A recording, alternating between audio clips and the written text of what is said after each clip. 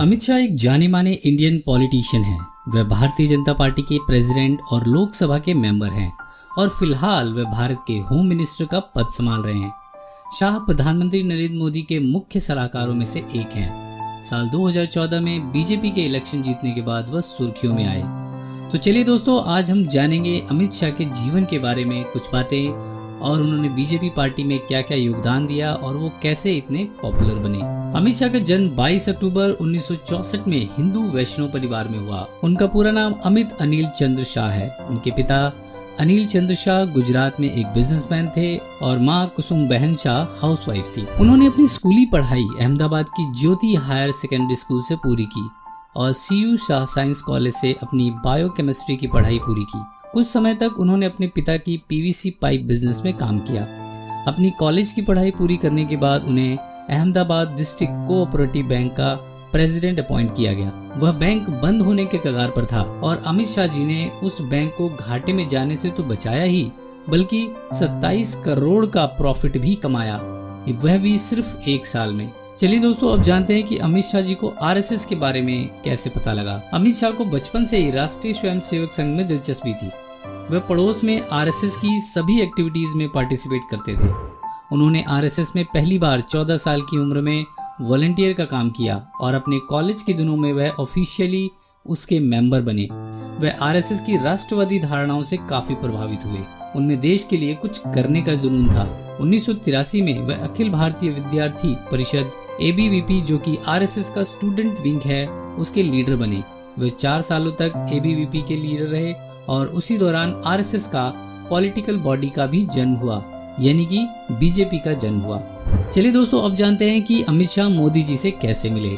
Officially RSS के member बनने के बाद 1982 में अहमदाबाद में उनकी मुलाकात नरेंद्र मोदी जी से हुई। शाह को नरेंद्र मोदी पर पूरा कॉन्फिडेंस था कि वे भारत के प्रधानमंत्री बनेंगे और उन्होंने इस बात की घोषणा 1990 में की थी। उस समय नरेंद्र मोदी जी गुजरात के चीफ मिनिस्टर भी नहीं थे। चलिए दोस्तों, अब जानते हैं कि उन्होंने बीजेपी के लिए क्या क्या काम किए।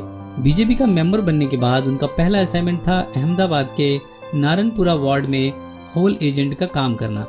अपनी इस टास्क को पूरा करने के बाद वह भारतीय जनता युवा मोर्चा के ट्रेजरर बने। इसके बाद वह स्टेट सेक्रेटरी और वाइस प्रेसिडेंट बने। गुजरात में बीजेपी के बढ़ते सालों के साथ कैंपेन और मूवमेंट में उनकी रिस्पॉन्सिबिलिटीज भी बढ़ती गई। राम जन्मभूमि मूवमेंट और एकता यात्रा में भी वह भागीदार रहे। उन्होंने इन कैंपेन्स को अच्छे से संभाला और गुजरात के लोगों को बीजेपी के पक्ष में किया। वे अपने सभी रिस्पॉन्सिबिलिटीज को काफी अच्छे से निभाते रहे। इस वजह से उन्हें 1979 में अहमदाबाद कॉन्स्टिट्यूएंसी से लोकसभा इलेक्शन में LK आडवाणी के इलेक्शन कैंपेन को मैनेज करने का काम सौंपा गया। उन्होंने अपने काम को सक्सेसफुली कंप्लीट किया और अगले 20 सालों तक, यानी कि साल 2009 के जनरल इलेक्शन तक उन्होंने यह कार्यभार संभाला। उन्होंने भारत के प्रधानमंत्री रह चुके अटल बिहारी वाजपेयी के भी इलेक्शन कैंपेन को मैनेज किया था। अमित शाह कैबिनेट के सबसे यंग मिनिस्टर हैं और अमित शाह ने home, civil, defence, prison, law and justice and border security जैसे कई कार्यभार उस दौरान संभाले।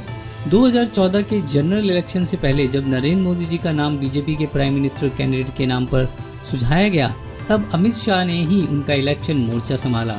उन्होंने सोशल मीडिया से लेकर लोगों के घर पहुंचे और उन्हें नरेंद्र मोदी के फेवर में करने की कोशिश की। उन्हें बीजेपी का state in charge of Uttar Pradesh बनाया गया, जिसकी वजह से बीजेपी ने उत्तर प्रदेश में 80 में से 73 सीटों पर जीत हासिल की और यह अब तक की सबसे बड़ी जीत थी। इलेक्शन के बाद उन्हें बीजेपी का प्रेसिडेंट अपॉइंट किया गया और इसके बाद जल्द ही वह नरेंद्र मोदी के कैबिनेट में होम मिनिस्टर बने। 2019 में उन्होंने गांधीनगर से चुनाव लड़ा और कांग्रेस को हराकर नरेंद्र मोदी की कैबिनेट मिनिस्टर के रूप में शपथ ग्रहण की और भारत के होम मिनिस्टर के रूप में चार्ज लिया। तो दोस्तों, अमित शाह जी के जीवन पर यह छोटी सी वीडियो यहीं पूरी होती है। दोस्तों, इस वीडियो को लाइक और शेयर करना बिल्कुल ना भूलें। दोस्तों, मेरे चैनल को भी अभी सब्सक्राइब कर लें ताकि मेरी कहानियां आप तक सबसे पहले पहुंचे। आपका कीमती समय देने के लिए बहुत बहुत धन्यवाद।